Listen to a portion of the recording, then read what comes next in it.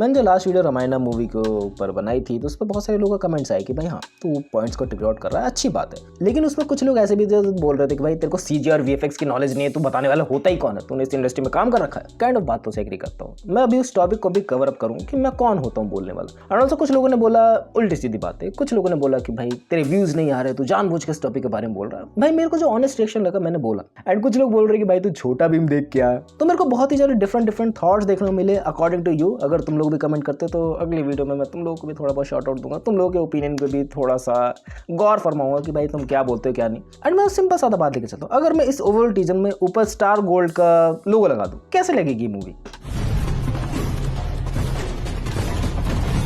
हाँ तुम लोगों को सेम काइंड ऑफ वाइब दे रही है, बिकॉज विजुअल उस हिसाब से नहीं है, वीएफएक्स उस हिसाब से नहीं है। एंड वीएफएक्स के ऊपर मैं कौन सा बोलने वाला बंदा होता हूँ? आई नो मैंने इस इंडस्ट्री में काम नहीं कर रखा है, मैं इस इंडस्ट्री को जानता नहीं, तो मैं कुछ बोलने वाला नहीं हो सकता। लेकिन हाँ मैंने जितने भी वीएफएक्स अपने पास्ट में देखे, मैंने जितनी भी अपनी चीजें पास्ट में देखी उस हिसाब से मैं बोल सकता हूँ भाई अकॉर्डिंग टू द रामायण वो अच्छा नहीं लग रहा है, वो बेटर नहीं लग रहा है। इतना तो बोल सकता हूँ आई थिंक वो पॉलिश नहीं लग रहा है, उस हिसाब से आंखों में अपील दे रहे कि भाई ये रामायण की ग्राफिक्स नहीं है। इतना मैं बोलने वाला हो सकता हूँ जिस हिसाब से मैंने पास्ट में मूवीज देखी है, पास्ट में रिव्यूज दिए हैं। अब मैं इस बात से भी एग्री करता हूँ भाई मैं कुछ नहीं होता बोलने वाला मैं एक सिंपल सादा पर्सन हूं जो इंटरनेट पे आके बकवास फैलता है। एंड कुछ लोग ना इंटरनेट पे कंपेयर कर रहे हैं कि भाई ये आदि पुरुष 2.0 जैसे। मैं ऑनेस्टली बोलूं भाई ये बिल्कुल भी वैसा तो नहीं है। काइंड ऑफ जहां पर फाइटिंग सीन्स लगते हैं ये तुम लोगों को लगता है कि भाई आदि पुरुष 2.0 जैसा है। अब प्रॉपर्ली मूवी आएगी तभी मैं इस बात पर जजमेंट देना चाहूंगा कि भाई ये कैसा है कैसा नहीं। अब ये रिफाइन नहीं लग रहा, अब ये बेटर नहीं लग रहा, मैं इतना ही बोलना चाहूंगा। बट आदि पुरुष ने पूरा मोटिव ही चेंज कर दिया था कि भाई वो अलग ही काइंड ऑफ मूवी उन्होंने बना दी थी, अलग ही काइंड ऑफ डायलॉग उन्होंने बना दिए थे। एंड ओवरऑल चीजें मैं कहूँ बहुत ही ज्यादा वाहियात थी उसके अंदर। एंड जब ये बन रहा है इसके अंदर स्केल पता लग रहा है, इसके अंदर पता लग रहा है कितनी ज्यादा डेप्थ डाली गई है एक शॉर्ट्स के अंदर। Definitely apart from the CGR और फाइटिंग सीन्स में मैं उसका काइंड ऑफ फैन नहीं हूँ अभी, मे भी बाद में फैन जाके बन जाऊँ जब ये और भी ज्यादा पॉलिश हो जाए, जब हमारे सामने और भी ज्यादा ग्लिम्स आए रामायण के। एंड वीएफएक्स को ना एआई का नाम दिया जा रहा है इंटरनेट पे, बट हाँ कहीं कहीं लगता है कि भाई ये एआई द्वारा जनरेटेड है। अब ये है कि नहीं है इस बात का क्लियर कट रीजन तब मिलेगा जब ओवरऑल इसके बीटीएस आएंगे, बैकग्राउंड द सीन्स आएंगे कि भाई ऐसे शूट करी गई थी वैसे शूट करी थी, तब पता लगेगा कि भाई हाँ ये नहीं है AI and may be AI, I don't know about it. But जो ट्रोलमेंट देखने को मिल रहा है ना वो इस हिसाब से नहीं है भाई, लग रहा है परफेक्ट, लग रहा है, इतना ज्यादा क्रिटिसाइज करने की भी जरूरत नहीं है। जो मैंने पहली वीडियो में कर दिया था कि भाई इतना ज्यादा क्रिटिसाइज करने की जरूरत नहीं है कि भाई बिल्कुल ही बेकार इन्होंने बना दिया। अभी भी हमारे पास ऑप्शन है, अभी भी हमारे पास 6-7 महीने बचे हुए हैं, अभी भी हम लोग रिफाइनमेंट और ज्यादा डाल सकते हैं। जो भी चीजें अच्छी नहीं लग रही अगर इन्होंने हेल्दी वे में क्रिटिसाइज कर रहे हैं तो भाई आगे जाके इंप्रूवमेंट ही करेंगे। एंड क्रिटिसाइज का मतलब यही होता है कि भाई मैं चाहता हूँ कि मेरे को अच्छी चीज देखने को मिले, इसीलिए ही क्रिटिसाइज करा जाता है, इसलिए नहीं कि भाई वो मूवी बेकार लग रही तो मैं बुरा भला बोल रहा हूँ। समझ पा रहे हो मैं क्या कहना चाह रहा हूँ? And that's not a refined project. हमारे पास प्रॉपर्ली टीजर और ट्रेलर नहीं है जो हम जजमेंट दे दे, इसको भी मैं टीजर कंसीडर नहीं करूंगा, ये सिर्फ हल्के फुल्के ग्लिम्स है रामा के। लेकिन एक चीज मुझे बहुत ज्यादा लगती है कि भाई इन्होंने डिफरेंट जगह पे डिफरेंट पॉडकास्ट में नमित मल्होत्रा जी ने 4000 करोड़ के रामायण डिक्लेयर कर दी है। सो हमारी भी एक्सपेक्टेशन बहुत ज्यादा है, नमित मल्होत्रा की भी एक्सपेक्टेशन बहुत ज्यादा है कि भाई 4000 करोड़ में हम लोगों को बेस्टेस्ट थिंग देखने को मिलेगी। पहले इस बात पे आते हैं कि भाई ये रिकवर अप कर पाएंगे कि नहीं।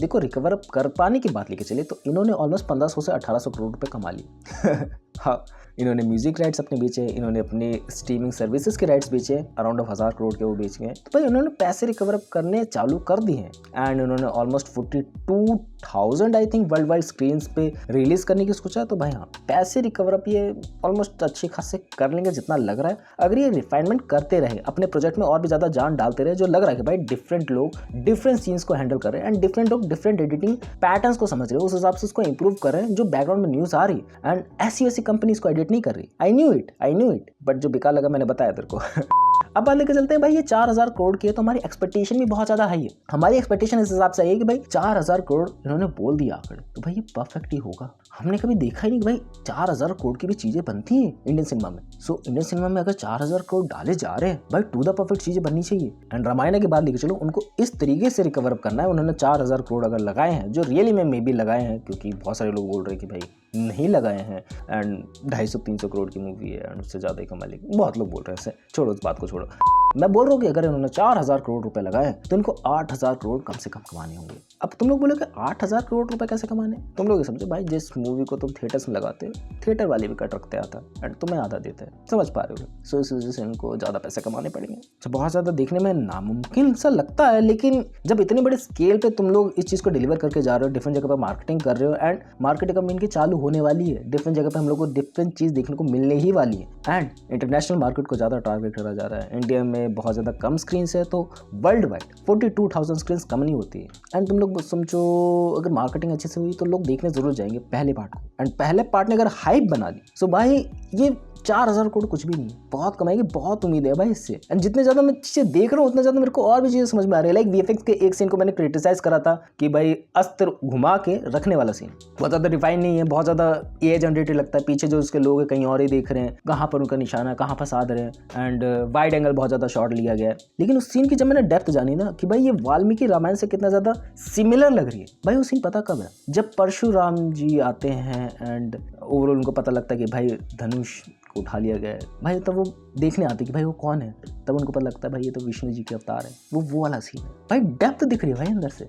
एंड मैं क्यूरियस हो गया इस सीन के बाद। वाल्मीकि रामायण में ये लिखा हुआ है जब राम जी अयोध्या छोड़ के जा रहे थे तो सब लोग उनके पीछे पीछे आ रहे थे, तो सब लोग उनको छोड़ के जाना नहीं चाह रहे थे। लेकिन रात में उन्होंने फैसला लिया कि भाई वो वहीं सोते हैं, एंड वो वहीं सोते हैं, लोगों को गुमराह करते हैं थोड़ा सा, एंड उसके बाद वहाँ से निकल लेते हैं। एंड वो सीन देखने को मिलता है। एंड जब वो छोड़ के जा रहे थे अयोध्या को, तब दशरथ जी का तुम लोग को पता है उन्होंने जो आखिरी शब्द बोले थे अपने मुँह से वो राम थे।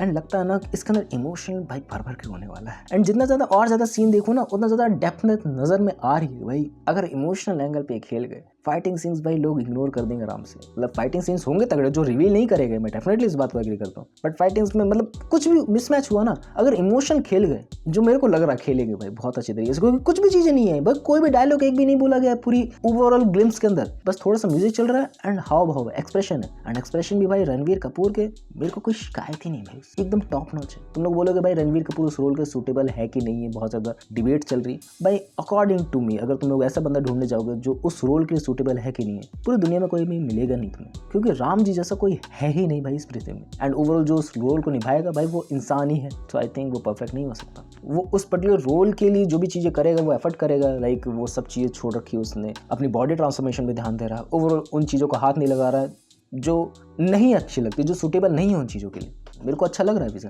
ओवरऑल उसकी एक्टिंग अच्छी लग रही है, ओवरऑल उसके एक्सप्रेशन से झलक रही है चीज़ें बढ़िया है। मैं अब इसके अगेंस्ट भी नहीं हूँ, मैं इसके फेवर में भी नहीं हूँ। थोड़ा गुस्सा आ जाता है भाई कभी कभार कि भाई क्या चीज़ देखने को मिली भाई, 4,000 करोड़ में ऐसी चीज़ देखने को मिल रही है। मे बी नमित मनोहर करो कुछ और प्लान हो भाई। अब कुछ लोग ये भी कंपेयर कर रहे हैं कि भाई ये वाराणसी से बेटर है, नहीं है। देखो भाई दोनों ही बेटर है, एंड दोनों ही अपनी अपनी जगह बेटर है भाई। वाराणसी क्या मूवी है हम लोग को नहीं पता भाई, कौन सा कॉन्सेप्ट है, कौन सी चीज़ें नहीं है, बस हम लोग को यही पता वाराणसी में कि भाई चीज़ें बेटर होंगी, फिक्शनल स्टोरी होगी। लेकिन इंटरनेशनली लेके जाना है तो थोड़े बहुत डाउट्स लगते हैं कि भाई तुम लोग को बहुत कुछ चीज़ें यूनिक करनी पड़ेंगी। क्योंकि हाँ अगर तुम लोगों के सेंटिमेंट के हिसाब से मूवी बना रहे हो एंड रामायण से टॉपिक को टचअप कर रहे हो, भाई भर भर के लोग आएंगे देखने के लिए। लेकिन इंटरनेशनल मार्केट में लोग कैसे आएंगे, वो एक देखने वाली बात होगी भाई। इस हिसाब से वीएफएक्स रहे, इस हिसाब से चीज़ें रही तो मे भी ना आए लोग। बाकी डेफिनेटली इंटरनेशनली लेके जा रहे हैं तो भाई ये डिफरेंट स्ट्रेटजीज अपनाने ही वाले हैं, जो मुझे लगता है भाई मैं गलत नहीं हो सकता इस मामले में। उम्मीद है बहुत ज़्यादा मुझे देखने को मिलना चाहिए कि भाई रामानंद सागर के बाद कोई बनी है भाई, रामायण बनी है अंदर से मन देखने के भाई कब रिलीज हुई। थोड़ा सा सेंटिमेंट हो गया, थोड़ा सा मैंने तुम लोगों को भी बताया कि भाई हाँ गड़बड़े हैं, डेफिनेटली होंगी गड़बड़े, बट उन क्रिटिसिज्म को कैसे लिया जा रहा है रामायण का मेकर्स के द्वारा, वो एक देखने वाली बात होगी। जो मुझे चीज़ें लगी दैट्स फॉर द वीडियो। मिलता है नेक्स्ट वीडियो में, बाय।